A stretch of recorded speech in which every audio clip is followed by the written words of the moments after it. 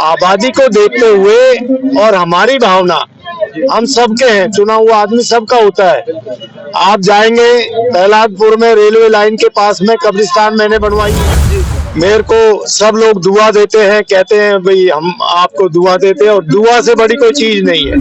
आज ये देश आजादी के बाद ही नहीं, देश जब गुलाम था, जब राजशाही थी, जब भी हमारा सौहार्द भाईचारा हमारा कायम होता था। सटीक खबरों का सीधा असर। आप देख रहे हैं एनसीआर समाचार। शबे बारात पर जिस तरह से कब्रिस्तान में जो रौनक, जिस तरह से लोग यहाँ पर आ करके अपने जो मरहूम है, जो लोग यहाँ दफन है, उन दफन लोगों के लिए दुआएं करने का जो इरादा बना करके यहाँ पर कब्रिस्तान में आ रहे हैं, वो मैं दिखाना चाहूंगा। बड़ी तादाद में संगम विहार के अंदर एक बड़ा कब्रिस्तान, जो कि यहाँ पर जो लोग आ रहे हैं उनके लिए दुआएं करते हुए और यहाँ पर थोड़ी देर दुआ करके रुकते हैं। उसके बाद यहाँ से अपने अपने घर या फिर दूसरी जगहों पर, दूसरे कब्रिस्तानों में जा करके वो फिर दुआएं करना शुरू करते हैं, ताकि उनके जो खत्म हो चुके लोग हैं, जो मरहूम है, जो यहाँ दफन है, उनके लिए उनकी दुआएं मगफिरत कर सके, उनको जन्नत में एक मकाम मिल सके। चौधरी शीशपाल जी हमारे साथ मौजूद है। चौधरी साहब, आज जो आपने मेहनत की थी, जिस वक्त आप विधायक थे, और उस टाइम के दौर में, उस टाइम के माहौल में और आज की तादाद को देख करके क्या कहेंगे, कितनी खुशी होती है कि बीज आपका बोया हुआ है? धन्यवाद। लास्ट में आपने जो शब्द कहा है, शुरुआत में आपने कहा कोशिश नहीं, ये बीज और ये बढ़ाना, ये बिल्कुल मैंने कहा बीज बोया हुआ है, ये बीज आपका ही बोया हुआ है। बिल्कुल। तो खुशी होती है जब अपना काम हो, आज लोगों के काम आ रही है। थोड़ा सा मुझे दुख जरूर होता है। आप अभी जाके आप देखेंगे जिस रास्ते से आए हैं, इस रास्ते को मैंने पक्की सड़क बनाई, लगभग 30 साल से ज्यादा हो गए जो पक्की सड़क है। तारकोल की सड़क है, तारकोल की सड़क जो है, डांबर की सड़क जो है, 2-3 साल में बारिश में वो ऊपर की जो तारकोल हट जाती है। मेरे हारने के बाद, क्योंकि आज मेरे को 20 साल हटे हो गए, 20 साल में किसी विधायक एमपी ने उस पे तारकोल नहीं डाला, जिसकी वजह से आज बहुत सारे लोगों को तो यही पता नहीं कि ये सड़क यहाँ लगी हुई है। तो मुझे इस बात का अफसोस है। और भी पीछे मेरे को अफसोस हुआ जब 10 रुपए टैक्स और लगा दिए थे, जब इधर की तरफ जब मैंने ये कब्रिस्तान चालू करा था, जब ये जो हमारी बस्ती है, बाउंड्री के साथ में मकान बने हुए, मकान भी नहीं थे, मैंने एमबी रोड से सीधा कब्रिस्तान को रोड बनाई। और यही नहीं, आबादी को देखते हुए और हमारी भावना, हम सबके हैं, चुना हुआ आदमी सबका होता है। आप जाएंगे प्रहलादपुर में रेलवे लाइन के पास में कब्रिस्तान मैंने बनवाई। दक्षिणपुरी में जो 18 नंबर 20 नंबर के बीच में है कब्रिस्तान, आप उसमें देखेंगे वो लाइट, बड़ी सी लाइट लगी हुई है, उसमें मिटा हुआ नाम मेरा आज भी दिख जाएगा। वहाँ लाइट मैंने लगवाई, पानी का साधन मैंने करा, सड़क मैंने बनवाई, उसकी बाउंड्री करके उसका भराव करा मैंने। मेरे को सब लोग दुआ देते हैं, कहते हैं भाई हम आपको दुआ देते हैं, और दुआ से बड़ी कोई चीज नहीं है। मैं तो बिल्कुल सही कहा चौधरी शीशपाल जी, जो कि यहाँ जिस वक्त ये विधायक थे, उस वक्त में जो भी काम इन्होंने किए, चाहे वो हिंदू कम्युनिटी के लिए हो, चाहे मुस्लिम कम्युनिटी के लिए हो, खास तौर पर शमशान और कब्रिस्तान के लिए पानी या सड़क या जो भी सुविधाएं दे सकते थे, उन्होंने भाग दौड़ करके जो भी हो सकता था करने की जो कोशिश की थी। अब मैं आपसे एक सवाल ये करने जा रहा हूँ कि दरअसल देश का इस वक्त जो माहौल है, और कहीं ना कहीं कुछ राजनीतिक पार्टियां उस माहौल को बिगाड़ने की कोशिश कर रही हैं। आज चौधरी शीशपाल एक कब्रिस्तान में खड़े होकर के मुस्लिम कम्युनिटी के इस त्योहार को, जो कि शबे बारात है, इसमें साथ मिलकर के गले मिलने की जो कोशिश में आप हमेशा रहे हैं, वो ये आप फिर से जिंदा कर रहे हैं। क्या ये बाकी की राजनीतिक पार्टियां जो हैं, क्या हमारे देश को, इस सौहार्द को बिगाड़ने में कामयाब रहेंगी, जो अभी जो माहौल है?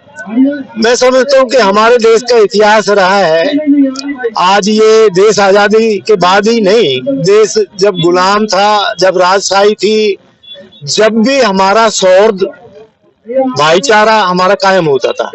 और बड़ा कोई भी हो, मैं आपको एक अपना उदाहरण देता हूँ। निजामुद्दीन औलिया जी, वो मुस्लिम धर्म से थे, अन्यायी थे।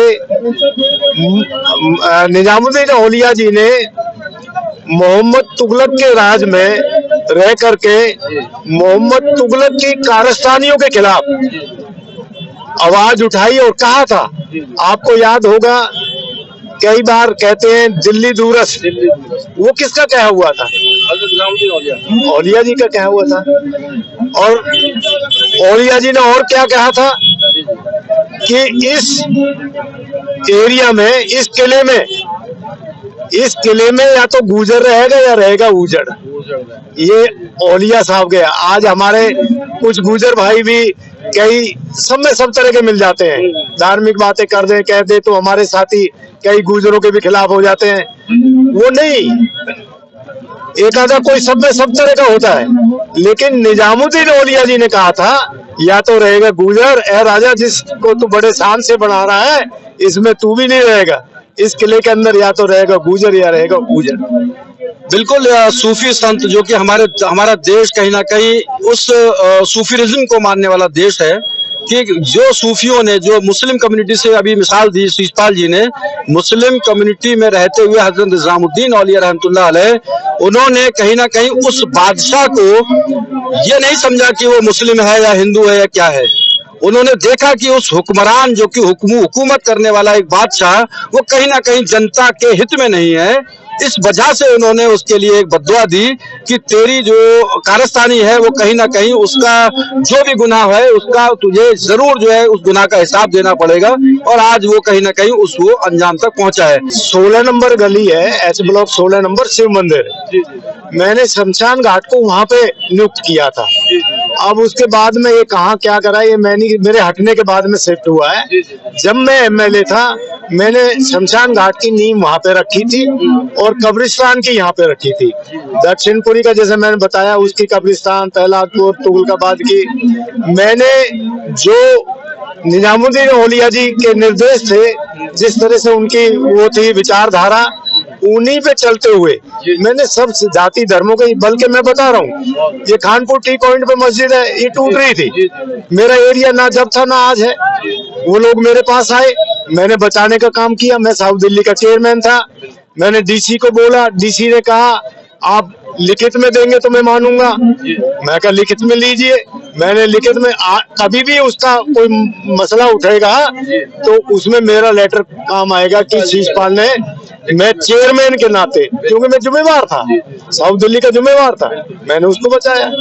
मदीना मस्जिद आप देख लो, आलीशान मस्जिद है, कालका जी विधानसभा में थी, पूर्णा सेठी जी अब नहीं है, वो उसको नहीं चाहती थी। पार्क में जैसे नमाज, हमारे अनिल जी एसीपी होके रिटायर भी हो गए, वो चौकी इंचार्ज थे।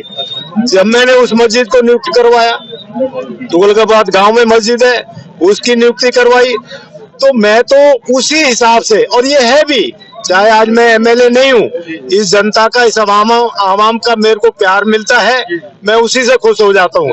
और मैंने काम भी ऐसे करा है, खाली मुस्लिम का नहीं, मैंने सबका कराया। मैं तो अब देखता हूँ जैसे पार्टी के लोग बटे हुए होते हैं। जब संघ विहार अनऑथराइज थी, कोर्ट का स्टे था, इसमें पैसा नहीं लगेगा, ना ही बनेगा मकान। मैंने काम भी करवाए और लोगों के मकान भी बनवाए। और मैंने सबका, जब पानी का साधन हैंडपंप होता था, मैंने सब लोगों के, बीजेपी वाले भी आज दूसरे विरोधी को बता दे, मैं अभी एक बीजेपी का कार्यकर्ता साथी बात कर रहा था, मैंने कहा मैंने आप लोगों का भी हैंडपंप लगाया नहीं तो मैं तो तुम्हें प्यासे मार देता। तो मैंने उसी तरह से जो लोगों के काम करे, सब लोगों के जो है आज बिजली और पानी इस संगम विहार को देने वाला शीशपाल है। मैं बता रहा हूँ, यहाँ पे नेता बहुत बड़े बड़े आए हैं, सब पार्टियां आई हैं, क्योंकि इस संगम विहार में 2 विधानसभा है। देवली तो हमारा छोटा सा गांव है, बाकी तो संगम विहार है। 2 विधानसभा में इतनी सारी वोट सबको लगता है, बड़े बड़े नेता वोट मांगने आते हैं, लेकिन बिजली किसी ने नहीं दी थी, वायदे करके चले जाते थे। बिजली देने का काम मैंने किया, सोनिया विहार से पानी की लाइन डलवा करके गंगा का पानी देने का काम भी मैंने किया। 2 टर्म। बिल्कुल, शीशपाल जी ने जिस तरह से अपने पद पे रहते हुए जो काम किए वो तो खैर उनकी जिम्मेदारी थी, लेकिन कहीं ना कहीं सौहार्द को मेंटेन करना, लोगों को एक साथ जोड़ना, लोगों की हर कम्युनिटी की, चाहे मुस्लिम कम्युनिटी का हो, चाहे हिंदू कम्युनिटी का हो, चाहे सिख समाज से हो, उनकी भावनाओं को समझते हुए कहीं ना कहीं काम कर रहा है। ये एक नेता की जो खूबी अगर उसके अंदर है तो वो कहीं ना कहीं हमारे देश की जो पहचान है उसको आगे लाने की जो कोशिश शीशपाल जी ने हमेशा की है, मैं समझता हूँ एक बड़ा काम किया है।